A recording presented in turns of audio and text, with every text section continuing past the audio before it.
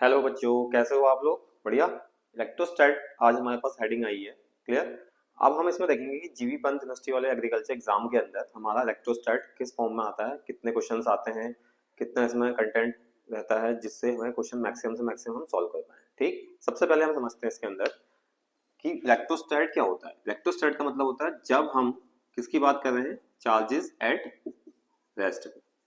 ठीक। जब भी हम रेस्ट पे चार्जेस को पढ़ेंगे तो हम किसकी बात करेंगे, इलेक्ट्रोस्टैट की। ठीक। ऐसे जब हम चार्जेस को मोशन में पढ़ेंगे, किस में पढ़ेंगे, मोशन में, तो हम किसकी बात करेंगे, इलेक्ट्रोडायनामिक्स। ठीक। तो क्या आएगा, इलेक्ट्रोडायनामिक्स।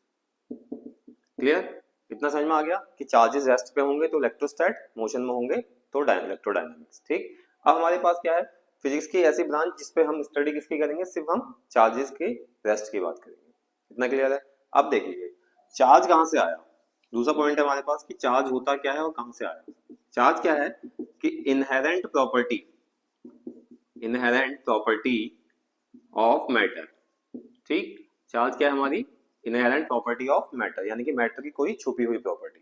ठीक। चार्ज के हमारे पास क्या होते हैं, दो टाइप होते हैं, एक पॉजिटिव और एक नेगेटिव। ठीक। 18वीं सेंचुरी में क्या होता, बेंजामिन फ्रैंकलिन नाम के एक साइंटिस्ट थे जिन्होंने चार्ज डिस्कवर किया था। अब चार्ज के उन्होंने टाइप दे दिया, उन्हें पॉजिटिव दे दिया और एक नेगेटिव दे दिया। क्लियर। उसके बाद उन्होंने इसकी ऐसा यूनिट डिफाइन करी, ऐसा यूनिट रख दी उन्होंने, गुलाम। ठीक। अब इसकी सीजीएस यूनिट पूछते हैं, कई बार क्वेश्चन में आ जाता है कि भाई चार्ज की सीजीएस यूनिट क्या होती है, तो स्टैट गुलाम। ठीक। और ईएसयू। क्लियर है। अब इसका फॉर्मूला पूछेंगे, फॉर्मूला क्या होता है इसका, चार्ज का, Q equal to I T. ठीक। ऐसा यूनिट मैंने आपको लिखा दी। इतना समझ में आ गया, ठीक हो गया। अब हमारे पास क्या है इसके बाद कि चार्ज के हमने कौन से दे दिए, दो टाइप दे दिए, पॉजिटिव चार्ज दे दिया और एक नेगेटिव चार्ज दे दिया। ठीक। उसके बाद हमारे पास क्या है, कुछ चार्जिंग के मेथड्स भी होंगे, जब हम चार्ज पढ़ेंगे तो कुछ मेथड्स भी होंगे, कुछ कन्वर्जन भी होंगे। ठीक। अब हमारे पास क्या है, 1 मिली गुलाम बराबर 10⁻³ गुलाम, 1 माइक्रो गुलाम बराबर 10⁻⁻6 गुलाम, 1 नैनो गुलाम बराबर 10⁻⁻9 गुलाम। ये थे हमारे कन्वर्जन। ठीक। अब चार्ज कौन सा पॉजिटिव किस पे है, नेगेटिव किस पे है, ये हम बताएंगे किसमें, एटम के थ्रू। मान लीजिए कोई एटम है, इसके अंदर न्यूक्लियस है, न्यूक्लियस में प्रोटॉन प्लस न्यूट्रॉन होते हैं और बाहर इसके ऑर्बिट में क्या घूमे होते हैं, इलेक्ट्रॉन घूमे होते हैं। अब इलेक्ट्रॉन पे नेगेटिव चार्ज होता है, ठीक, प्रोटॉन पे पॉजिटिव चार्ज होता है, न्यूट्रॉन पे नो चार्ज होता है। अब एक चार्ज, इलेक्ट्रॉनिक चार्ज हम पे डिफाइंड है जिसकी एक फिक्स वैल्यू है। ठीक। उस फिक्स वैल्यू की कितनी है, 1.6 इंटू 10⁻⁻19 कूलम। जब चार्ज होगा तो कुछ इन चार्जेस के प्रॉपर्टी के कुछ मासेस भी होंगे। क्लियर। तो प्रोटॉन का, इलेक्ट्रॉन का मास कितना होता है, electron 9.31 into 10⁻⁻31 kg, mass of proton 1.67 into 10⁻⁻27 kg, mass of neutron 1.67 into 10⁻⁻27 kg। Clear. ये थे हमारे कुछ मासेस, कुछ चार्जेस। इतना समझ में आ गया। अब हम देखेंगे कि जैसे हमने ये चार्ज पढ़ लिया, क्लियर, ये चार्ज पढ़ लिया तो क्वेश्चन हमारा कैसे आ सकता है। ठीक है। चार्जिंग के कुछ मेथड्स देखेंगे। चार्जिंग के मेथड्स देखने के लिए सबसे पहले हमारे पास क्या आया, methods of charging, methods of charging. ठीक। अब मेथड्स ऑफ चार्जिंग में सबसे पहले क्या है, बाय फ्रिक्शन, और या फिर उसको हम क्या बोलते हैं, रबिंग। ठीक। अब फ्रिक्शन में क्या होता है, चार्ज हमारा ट्रांसफर होता है एक बॉडी से दूसरी बॉडी पर, जब हम क्या करते हैं, किसी ऑब्जेक्ट को रब करते हैं। क्लियर। या फिर हम क्या करेंगे, अपने हेयर पे बैलून को रब करेंगे तो चार्ज हमारा ट्रांसफर हो जाएगा। वो है हमारा किस चार्ज में आएगा, बाय फ्रिक्शन वाले मेथड में। दूसरा आया हमारे पास बाय कंडक्शन। अब कंडक्शन का मतलब है कि दोनों बॉडीज को हम क्या करेंगे, कांटेक्ट में लाते हैं। ठीक है। यानी कि कंडक्शन का मतलब क्या है कि एक ऑब्जेक्ट ये है, दोनों को, दूसरा बॉडी ये है ए और बी को, इन दोनों को हम आपस में करेंगे तो चार्ज हमारा क्या होगा, ट्रांसफरेबल होगा। क्लियर। उसके बाद तीसरा मेथड है हमारे पास, कौन सा, बाय इंडक्शन। ठीक। इंडक्शन में क्या होता है कि आपको अपनी बॉडी पे चार्ज पूरा ओवरऑल सेम अमाउंट पोलैरिटी का चार्ज चाहिए होता है। इतना क्लियर है कि सेम अमाउंट का चार्ज चाहिए होगा। ठीक हो गया। अब उसके लिए हम क्या करेंगे, ठीक, सेम अमाउंट के चार्ज के लिए हमारे पास क्या कंडीशन है कि हमने क्या करा, एक न्यूट्रल बॉडी ले ली, न्यूट्रल बॉडी को ए नाम दे दिया, ठीक, न्यूट्रल बॉडी का मतलब है कि पॉजिटिव जितने होंगे उतने ही नेगेटिव भी होंगे, मेटेलिक स्फीयर है। उसके बाद हमने क्या करा, अगले स्टेप में एक पॉजिटिव रॉड ले लिया, तो न्यूट्रल बॉडी के अंदर क्या होगा, नेगेटिव नेगेटिव नेगेटिव इधर आ जाएगा, पॉजिटिव पॉजिटिव इधर आ जाएगा। ठीक, अगले वाले स्टेप में हम क्या करेंगे कि उस न्यूट्रलाइज बॉडी के आसपास, न्यूट्रलाइज बॉडी क्या करेंगे, इसको यहाँ से ग्राउंड कर देंगे। तो ग्राउंड कर देंगे तो इलेक्ट्रॉन ऊपर को आएगा और पॉजिटिव चार्ज नीचे हो जाएगा। इलेक्ट्रॉन ऊपर को आ गया, इसका मतलब पूरी बॉडी क्या हो जाएगी हमारी, नेगेटिवली चार्ज हो जाएगी, लेकिन वो एक साइड आ जाएंगे चार्जेस सारे। ठीक, अब जब हम इसको हटा देंगे तो पूरी बॉडी में क्या हो जाएगा, चार्ज स्फीयर के अंदर फैल जाएगा, तो ये नेगेटिवली चार्ज हो जाएगी। यानी कि हमारे पास क्या है कि हम लोग किसी भी बॉडी को आइदर नेगेटिव और पॉजिटिवली फुली चार्ज कर सकते हैं, किसकी हेल्प से, by 3 methods, by friction, by conduction और बाय इंडक्शन। क्लियर, आप लोग उसे राइट डाउन करिए, फिर आगे बढ़ते हैं। आप लोगों ने नोट डाउन कर लिया। अब हम इसमें देखते हैं कुछ पार्ट हमारा, कौन सा, कि चार्ज की प्रॉपर्टीज क्या होती हैं, जिन प्रॉपर्टीज से चार्जेस क्या होते हैं हमारे, काम करते हैं। ठीक, उसके बाद हम कुछ देखेंगे कूलम्ब्स लॉ की फॉर्म। क्लियर, अब देखिए सबसे पहले हम आ जाते हैं कि properties of charge, properties of charge. सबसे पहला क्या होता है कि एडिटिविटी ऑफ चार्ज, यानी कि चार्ज को हम ऐड कैसे करते हैं। क्लियर, मान लीजिए हमारे पास सिस्टम है पूरा एक, इस पे सारे चार्जेस रखे, Q1 Q2 Q3 Q4, ठीक, इस टाइप से चार्ज। तो Q नेट कितना निकलेगा, Q नेट निकलेगा Q1 plus Q2 plus Q3 up to Qn। ठीक, ये हमारे पास क्या आ जाएगा, टोटल अमाउंट ऑफ चार्ज, यानी कि सारे चार्जेस को हमने क्या कर दिया, ऐड कर दिया। ठीक, दूसरी प्रॉपर्टी क्या है आपका, quantisation of charge, quantisation of charge. अब क्वांटाइजेशन ऑफ चार्ज का मतलब होता है Q equal to N E. ठीक, सबसे पहले हम ये मेन चीज देखेंगे इसके अंदर, इसमें से n क्या होता है हमारा, कोई इंटीजर होता है 0, plus minus 1 plus minus 2 plus minus 3, ठीक है, ये अप टू n नंबर्स तक। ठीक, अब हमारे पास क्या है, जो चार्ज की वैल्यू आएगी वो कभी भी आपकी किस में होगी, किस में आएगी चार्ज की वैल्यू, आपके सिर्फ इंटीजर्स के अंदर, किस में आएगी, इंटीजर्स में आएगी, ना ही फ्रैक्शन में आएगी, ना ही डेसिमल में आएगी। अब फ्रैक्शन और डेसिमल क्या होंगे इसके, कट, कि फ्रैक्शन और डेसिमल में कोई भी नंबर नहीं आएगा, नंबर ऑफ इलेक्ट्रॉन्स अगर हम फाइंड आउट करेंगे। क्लियर, तीसरी प्रॉपर्टी हमारी conservation of charge. Conservation of charge में क्या है हमारे पास, charge can neither be created nor destroyed. तो चार्ज हमारा क्या होगा, ना ही क्रिएट होगा ना ही डिस्ट्रॉय होगा। अगर हमारे पास ये अर्थ है तो इस पे चार्ज क्या है, चार्ज इज फिक्स्ड। ठीक, अब क्या होता है, चार्ज से ट्रांसफरेबल होता है, चार्ज क्या होता है, always transferable, charge is always transferable. ठीक है, इतना समझ में आया। इसके बाद हम देखते हैं कि जब हमने प्रॉपर्टीज देख ली तो हमारे पास आगे चार्ज से रिलेटेड चीजें क्या क्या है। ठीक, अब हम देखते हैं कि जैसे फॉर एग्जांपल हमारे पास चार्ज, क्वांटाइजेशन ऑफ चार्ज देख लिया। मान लीजिए कोई एक ए बॉडी है, मेरे पे क्या है चार्ज, एक बी बॉडी है। ठीक, अब हमने क्या किया, इस पे चार्ज है Q, ये न्यूट्रल बॉडी है, इस पे कोई चार्ज नहीं है। अब मैं इन दोनों को क्या करूंगा, कांटेक्ट में लेके आऊंगा, ए को बी को, तो चार्ज क्या हमारा होगा, इक्वली डिवाइड हो जाएगा, यानी कि Q/2, ये टोटल कितना आ जाएगा बॉडी पे, Q आ जाएगा अमाउंट। जब हम इसको सेपरेट करेंगे तो A पे Q/2 और B पे भी Q/2। अब आप इस बॉडी को किसी थर्ड बॉडी से अगर कांटेक्ट में लेके आओगे, फिर दोनों को ऐड होके फिर चार्ज इक्वली डिवाइड हो जाएगा। इतना क्लियर है, आप लोग इसे नोट करिए, फिर आगे बढ़ते हैं। ये आप लोगों ने नोट कर लिया। ठीक, अब इसके बाद देखेंगे हम इस चैप्टर में कूलम्ब्स लॉ। ठीक है, कूलम्ब्स लॉ देखेंगे, उसकी वेक्टर फॉर्म देखेंगे, कैसे कई सारे चार्जेस होते हैं तो उस पर मल्टीपल चार्जेस के लिए फोर्सेस कैसे क्रिएट होता है।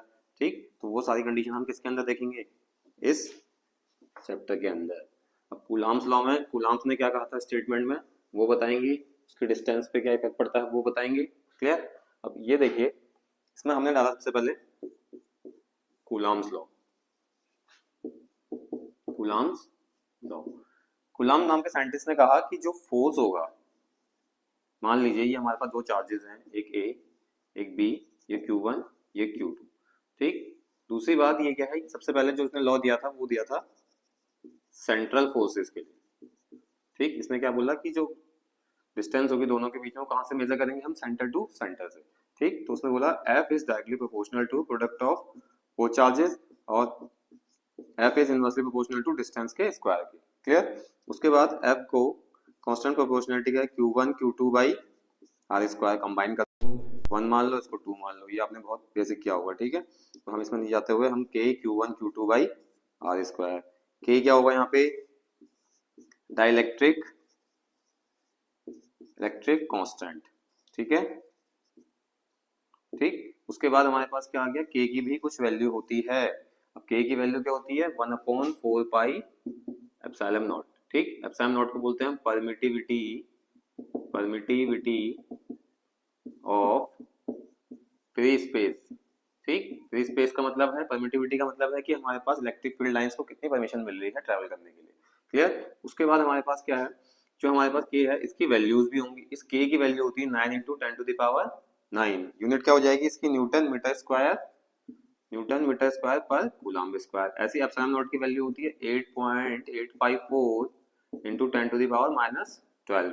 अब एप्सिलॉन नॉट की वैल्यू क्या हो जाएगी यहाँ से, ठीक है, कूलम्ब स्क्वायर न्यूटन -1 मीटर -2, ठीक। ये एप्सिलॉन नॉट की वैल्यू हो जाएगी। अब ये ही चार्जेस हैं हमारे जब हम फ्री स्पेस में रखे हुए हैं। अब इन चार्जेस को हम किसी मीडियम में रख देंगे, इन मीडियम, तो मीडियम में क्या हो जाएगा, force F dash equal to F upon K। तो मीडियम के लिए हम क्या लेते हैं, F dash equal to original force जब हम स्पेस में रखते हैं upon K dielectric constant. K क्या हो गया, डाइलेक्ट्रिक कांस्टेंट हो गया। अब इस डाइलेक्ट्रिक की वैल्यू हमारे पास एयर के लिए, वैक्यूम के लिए, दोनों के लिए 1, ठीक। अब अगर वाटर होगा तो उसका अलग होगा, ठीक, वाटर होगा तो उसका अलग होगा, ऑयल होगा तो उसका अलग होगा। सारे डाइलेक्ट्रिक कांस्टेंट हमारे पास वेरी करेंगे, क्लियर। फॉर एग्जांपल मान लीजिए कोई हमारे पास क्वेश्चन आया, उसमें क्वेश्चन में दिया है कि हमारे पास दो चार्जेस थे, दो चार्जेस, एक ए पे एक बी पे, उसमें Q और Q दे रखा है, ठीक। अब उन दोनों चार्जेस पे पहले जो फोर्स था जब वो फ्री स्पेस में थे तब था 16 न्यूटन, और वो अब यही चार्जेस को उन्होंने क्या करा, किसी वाटर में डाल दिया। मान लीजिए वाटर का हमारे पास क्या आ गया, डायरेक्ट्रिक कांस्टेंट की वैल्यू 80 आ गई, क्लियर। तो अब हमें क्या करना है, फोर्स निकालना, तो F dash equal to F upon K कर देंगे। तो पुराना कितना था 16, वाटर कितना था 80, कितना हो जाएगा 1/5, तो 1/5 न्यूटन आ जाएगा, या इसको डिवाइड कर देंगे तो कितना आ जाएगा 0.4 न्यूटन आ जाएगा। तो नया फोर्स निकल के आएगा 0.4 न्यूटन, ठीक। ये था कूलम्ब्स का लॉ, ठीक। कूलम्ब्स के वेक्टर फॉर्म में क्या करेंगे, अब अगर मान लो कूलम्ब्स की वेक्टर फॉर्म आ गई, सीधा डायरेक्टली फॉर्मूला लिखने को आ गया आपको, ठीक। तो आपने कुछ नहीं करना है, F vector equal to K Q1 Q2 by R square R cap. इसकी ब्रेक करने वाली फॉर्म आ जाएगी तो कैसे लिखोगे, K Q1 Q2 by R square R vector upon modulus of R, ठीक, ऐसे कर दोगे। फिर और इसको ब्रेक करने वाली फॉर्म आ गई अगर तो आर क्यूब आर वेक्टर आ जाएगा, ये एफ वेक्टर आ जाएगा। ये रही हमारी वेक्टर की फॉर्म। अब हमारे पास ऐसे चार्जेस जिसपे इक्वल और अपोजिट चार्जेस दोनों बराबर अमाउंट में लगते हैं, क्लियर। तो ये थी वेक्टर फॉर्म कूलम्ब्स लॉ और डाइलेक्ट्रिक मीडियम के अंदर कैसे हम इस फोर्स को सॉल्व करते हैं। इसको नोट करिए, फिर हम आगे बढ़ते हैं।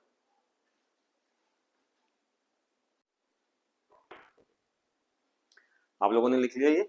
अब इसके बाद देखते हैं हम कुछ नई क्वांटिटीज, ठीक है। नई क्वांटिटीज जो हमें क्या होता है, चार्जेस को लेके डिफाइन करी गई है। जैसे हमारे पास क्या है, इलेक्ट्रिक फील्ड हो गया, पोटेंशियल हो गया, जो हमने क्लास 12 में पढ़ा था। तो हम यहाँ पे उनकी ज़्यादा डिटेल में नहीं जाएंगे, सिर्फ वो पॉइंट पढ़ेंगे उस चीज़ का, उस क्वांटिटी का जो हमारे एग्जाम पॉइंट ऑफ व्यू से काम का है, क्लियर। अब देखिए सबसे पहले हमारे पास क्या है, इलेक्ट्रिक फील्ड, ठीक। अब इलेक्ट्रिक फील्ड होता क्या है, इलेक्ट्रिक फील्ड होता है E equal to F upon Q nought, ठीक, कि कितना फोर्स कितने पर यूनिट टेस्ट चार्ज पे अप्लाई होता है, क्लियर। ऐसा यूनिट क्या होगी इसकी, न्यूटन पर कूलम और वोल्ट पर मीटर। इतना समझ में आ गया। उसके बाद इस इलेक्ट्रिक फील्ड के अंदर क्या देखेंगे हम, कि ऐसा यूनिट देख लिया हमने, ये देख लिया। स्केलर की वेक्टर, स्केलर और वेक्टर बताओ क्या होगा, वेक्टर क्वांटिटी, ठीक है, वेक्टर क्वांटिटी होती है इलेक्ट्रिक फील्ड। ठीक, अब हम देखते हैं कि इलेक्ट्रिक फील्ड का डायरेक्शन क्या होता है चार्जेस के अंदर, आइदर पॉजिटिव चार्ज होगा आइदर नेगेटिव चार्ज होता है। तो एक शॉर्ट ट्रिक्स है हमारे पास, जैसे 15 का एग्जाम होगी, 15 का फुल नाम क्या है, PANTNAGAR। ठीक, 15 का नाम ये है, इसमें से ये वाला पार्ट आप हटा दो। क्लियर, ये देखो, P से पॉजिटिव, पॉजिटिव का मतलब अवे, कि आपकी इलेक्ट्रिक फील्ड लाइंस कहाँ की तरफ होंगी, बाहर की तरफ। N से नेगेटिव, तो कहाँ की तरफ होंगी नेगेटिव में, टूवर्ड्स की तरफ। ठीक, ये लो, मैं आपको इसका इलेक्ट्रिक फील्ड लाइंस का स्ट्रक्चर बना के भी दिखा देता हूँ। अवे यानी कि बाहर की तरफ, क्लियर, नेगेटिव यानी कि कहाँ को आएगी डायरेक्शन, अंदर की तरफ। ठीक, इलेक्ट्रिक फील्ड लाइंस कहाँ से स्टार्ट होती हैं, electric field lines positive to negative. ठीक, इलेक्ट्रिक फील्ड लाइंस कहाँ से है, पॉजिटिव से लेके नेगेटिव पे। कुछ हम देखते हैं इसमें क्या होता है, चार्ज डेंसिटीज, कि हमारे पास लाइन चार्ज पे क्या होगा, सरफेस चार्ज पे क्या होगा, वॉल्यूम चार्ज पे क्या होगा। क्लियर, सबसे पहले हमारे पास क्या आ गया, लाइन चार्ज डेंसिटी। ठीक है, तो वो क्या होता है, lambda equal to Q by L. Second हमारे पास क्या आ गया, सरफेस चार्ज डेंसिटी। ठीक, तो क्या होता है, चार्ज पर यूनिट एरिया। क्लियर, उसके बाद थर्ड पॉइंट है हमारे पास किसका, वॉल्यूम चार्ज डेंसिटी का, वॉल्यूम चार्ज डेंसिटी। ठीक, वो क्या होता है, रो इक्वल टू चार्ज पर यूनिट वॉल्यूम। ये थे हमारे तीन बेसिक से फॉर्मूले। अब हम देखते हैं कि इलेक्ट्रिक फील्ड हमारे अलग अलग चार्जेस में कितनी होती है। ठीक, सबसे पहले पॉइंट डालो आप लोग, पॉइंट चार्ज। पॉइंट चार्ज में क्या होगा बताओ, E इक्वल टू के क्यू बाई आर स्क्वायर। दूसरा हमारे पास क्या है, लाइन चार्ज में क्या होगा, दूसरा पॉइंट क्या है, लाइन चार्ज। लाइन चार्ज में क्या होता है, E equal to 2k lambda by R. अब k की जगह हम 1/4 हम नोट करेंगे तो उसको सॉल्व करके वही फॉर्म आ जाएगी। क्लियर, ये भी है। ठीक, थर्ड पॉइंट क्या हमारे पास, रिंग चार्ज। रिंग चार्ज में क्या होगा कि हमारा कोई इस टाइप से रिंग है और यहाँ पे हमारे पास कोई P पॉइंट एक्सटर्नल है, ये इसकी R रेडियस है, यहाँ पे हमारी X डिस्टेंस है।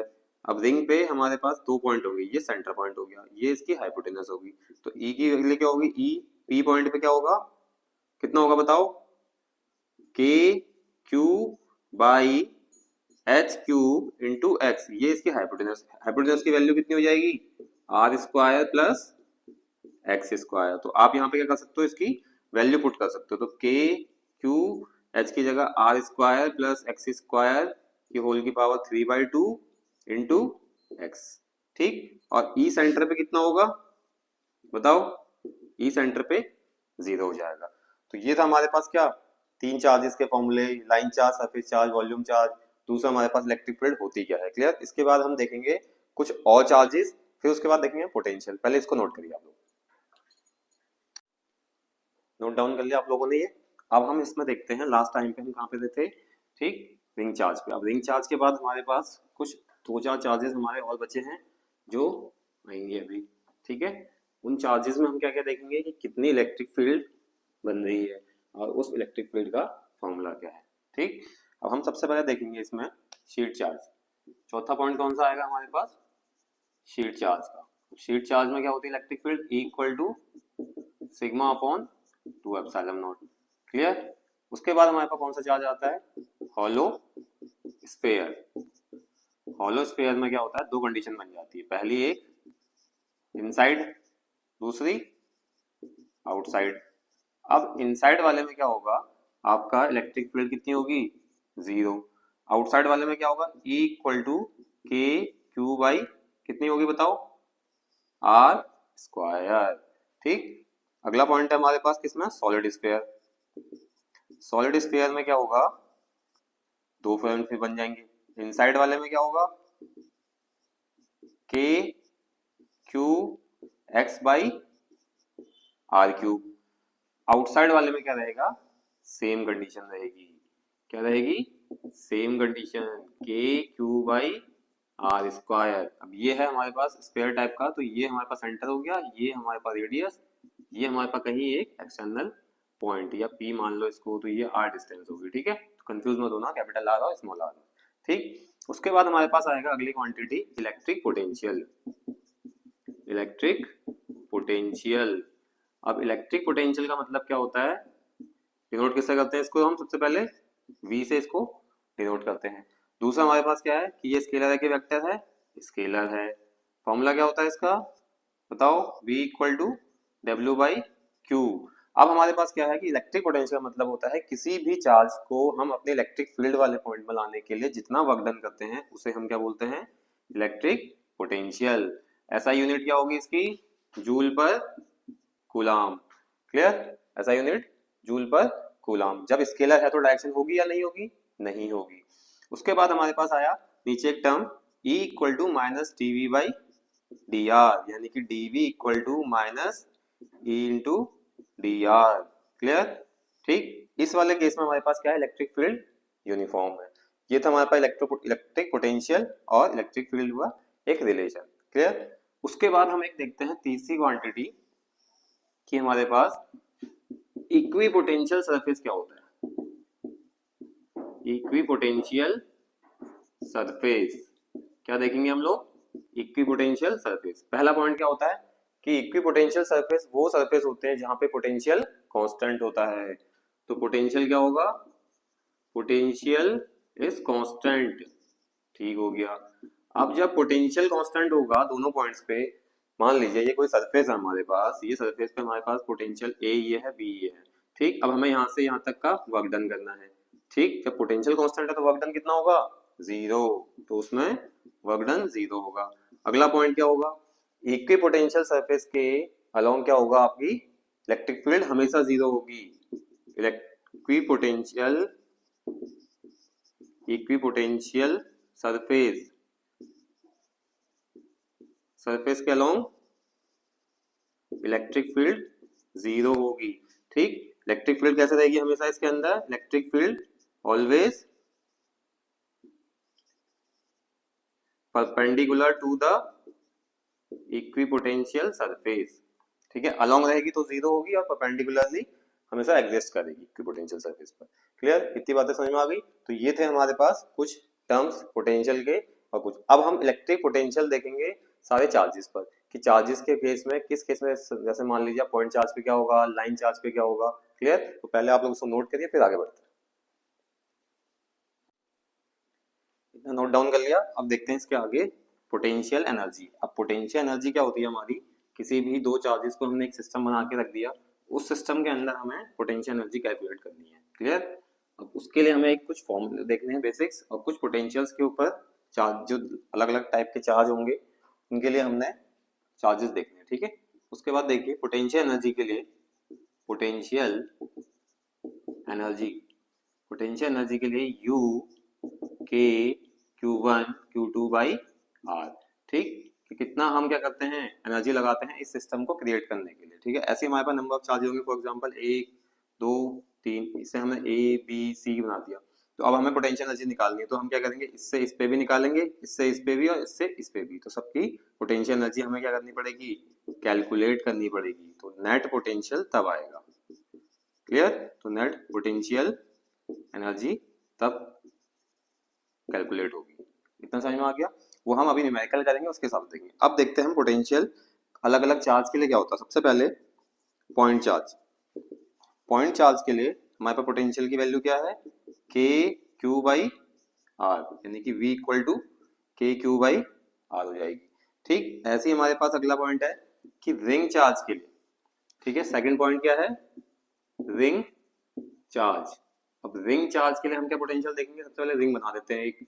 ठीक, उससे डॉट एक पॉइंट P बना दिया बाहर पे, ये इसकी रेडियस ले ली, यहाँ पे हमने x मान लिया। क्लियर, तो हम क्या करेंगे, V P, तो K Q बाई H। ठीक, ये कितना आ जाएगा, K Q बाई, ये H क्या होगी, इसकी हाइपोटेनस। H की वैल्यू कितनी है, under root R square plus X square. ठीक, तो यहाँ कितना आ जाएगा, under root R square plus X square. Clear, उसके बाद दूसरा हमारे पास क्या है, V सेंटर। तो यहाँ पे सेंटर पे क्या आएगी, K Q by capital R. Clear, V ये सेंटर की है, ठीक है, सेंटर का पोटेंशियल है। थर्ड पॉइंट आएगा हमारे पास हॉलो स्फीयर। हॉलो स्फीयर में हमारे पास क्या है, इनसाइड और आउटसाइड। अब इनसाइड के लिए पोटेंशियल क्या रहेगा हमारे पास बताएंगे, ठीक, के Q by capital are. Outside के लिए क्या रहेगा, के क्यू बाई स्मॉल आर, ठीक, हॉलो स्फीयर के लिए।